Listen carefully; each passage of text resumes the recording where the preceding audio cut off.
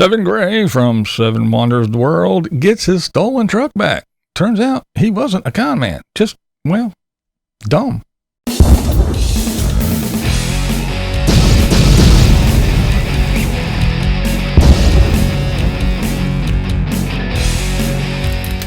What's up, blind viewers? How's everybody doing today? That's right. The dude Seven that got his truck stolen, he got it back. But, yeah, a lot to this. In case you didn't know, a little recap. He had a Dodge truck. He lives in a converted cargo trailer. He had a Dodge truck that was pulling it. It took a crap. So he decided he was going to go buy another one. So he got a Ford F-350. He bought it. He did not get the title transferred into his name. He drove the truck back. He parked it, didn't hook it up to his little trailer, left the title laying on the seat in there and wherever, and was in his trailer, and then heard his truck drive away, and it was stolen. That's right, gone bye-bye. So he decided he was going to take the Gofundme. That's right, Gofundme right away. We're not going to worry about insurance or anything else. We're just going to go straight to the Gofundme. So anyway, he is running around after he gets his $11,000 or so from GoFundMe. He is running around and he is looking for another truck, which is another thing that kind of made me chuckle, because he's looking at these, older vehicles with high mileage, and it has a dent and it has a scratch, and who cares if it has a dent and a scratch? Why don't you look for other things like major leaks, and if the differential and the transmission and the engine, that's what's important. I mean, you're already buying something that's, old as dirt, got 250,000 miles on it, and you're worried about dents and scratches. So there you go. This shows you what kind of person we're dealing with here anyway. But anywho, on his travels looking for a new vehicle, he gets a phone call from a unidentified phone number. So he picks it up, and it is the police. They have recovered his stolen truck. It is now in impound, and he can go check it out. We're actually headed out to do some shopping and look at some vehicles, and we got the call here from the police that they have recovered my truck. I don't know much more than that. I have an address for the towing shop. So him and his friend, the same one as driving around to look at other vehicles, they go to the impound lot. It's closed. They got there too late. So anyway, after all that bullshit, they get back and they go in, and he gets to go back and look at the truck. So what they find is they took the batteries out of the truck.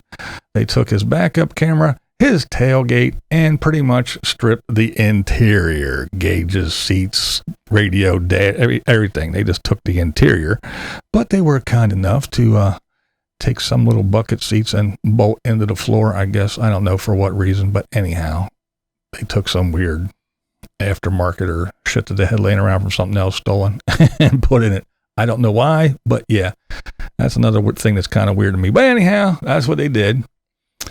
So he's looking at it and trying to deal with it, and the first thing is, well, it's going to cost money, over $200 to get it out of impound. Yeah, that's reasonable. That's what happens normally.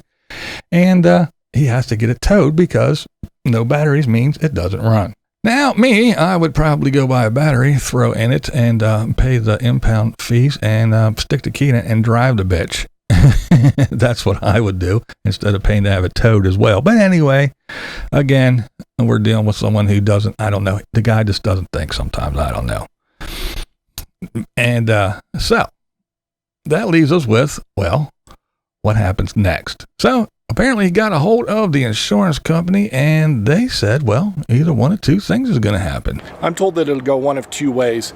First, they might agree to do all the repairs. So that's what I'm hoping for. They'll just repair everything, and in a week or two I'll have my truck back repaired. Option number two is they determine that it's a total, just a write-off, and they're going to send me a check. In that case, they will probably want the title, and that's going to take months to get the title because of Nevada DMV. So he's either going to get a truck or he's going to get a check. So where does that leave him?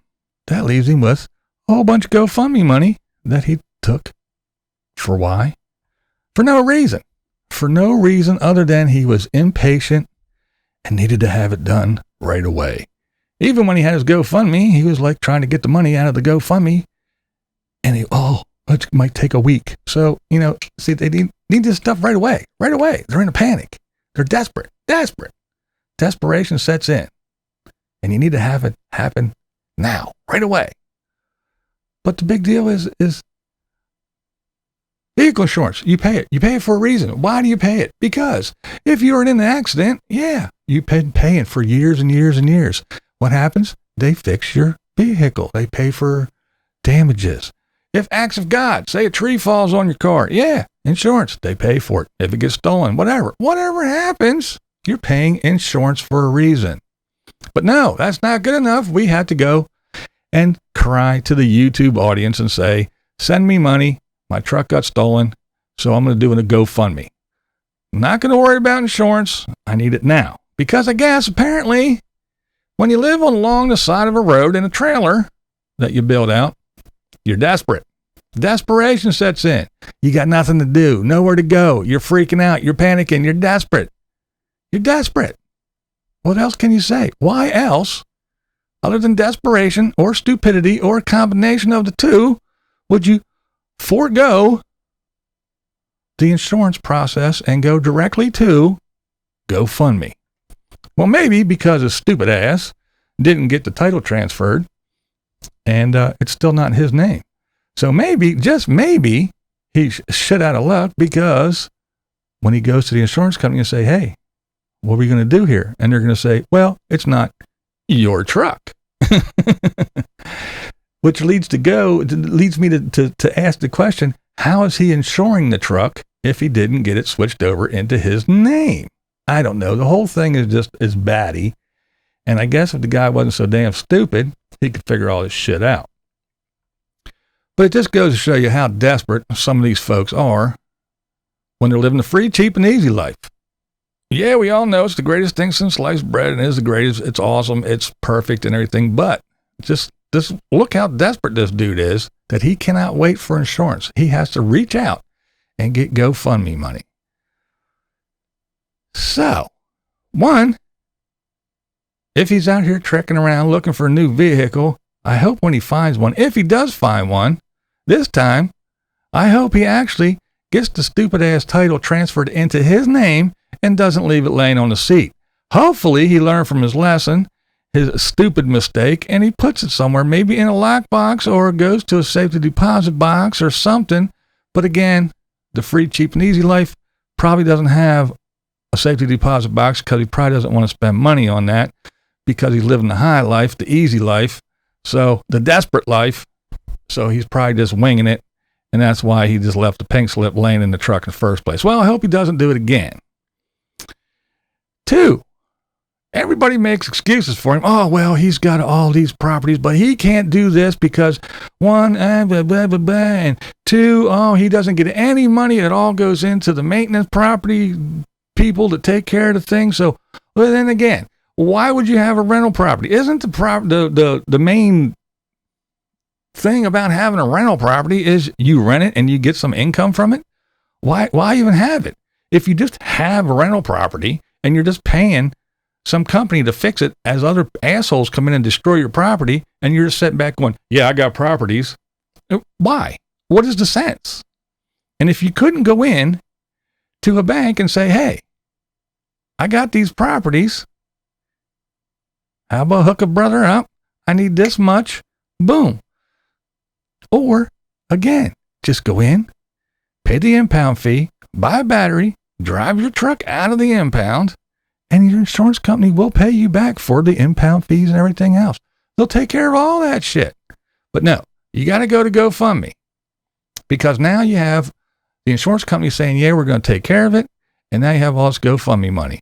And he says, so now I have to figure out, am I going to have to figure out some way to refund all these people their money, or I'm just going to give it to the Bob and Howa? If Geico agrees to repair everything, then I will not need the GoFundMe money, and at that point, I'll do another video to talk about that. I'm not going to keep the money. It'll either be going to Howa, or I'll have to try to figure out a way to refund it to those of you who have made significant donations. So you find people out there that ran to his aid and made excuses for him and said how much of a nice guy he is and blah, blah, blah, blah, blah, and he's in a time of need. No, he's desperate. He's desperate because he's homeless. That's right, I said it, he's homeless. No, he's not. He's a nomad. He's living the dream. Well, he sounds desperate to me, or he'd have waited for insurance. He'd have had the means and the ability to wait for insurance, but he didn't because he was so desperate, he had to run to Gofundme. So now you people that were there to give him money to help him, what are you doing? You're giving it to Bob because he decides that's what your money is going to go for. Is that what you gave him the money for? Well, I guess that doesn't matter. That's not up to me, but there you go. There you have it. The free, cheap, and easy life. Desperation sets in. When your home, I guess, or part of your home, the thing that drags your home around, gets stolen. You can't just sit along the side of the street forever now, can you? In the free, cheap, and easy life. You can't just sit back and wait for the insurance company. No, you got to go on and you got to beg. You got to hold your hand out. So, whether it be just pure stupidity, pure desperation, pure, the free, cheap, and easy life isn't so fucking easy after all.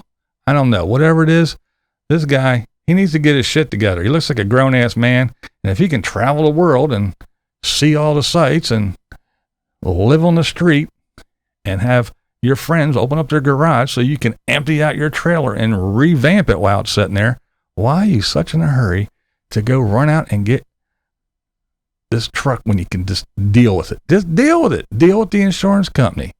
My car got totaled. I was out of vehicle for 3 months because it was during the pandemic and the damn car lots weren't even open. The only way you could buy a vehicle was look at it online, look at a picture of it, and order it, and they might drop it off at your house.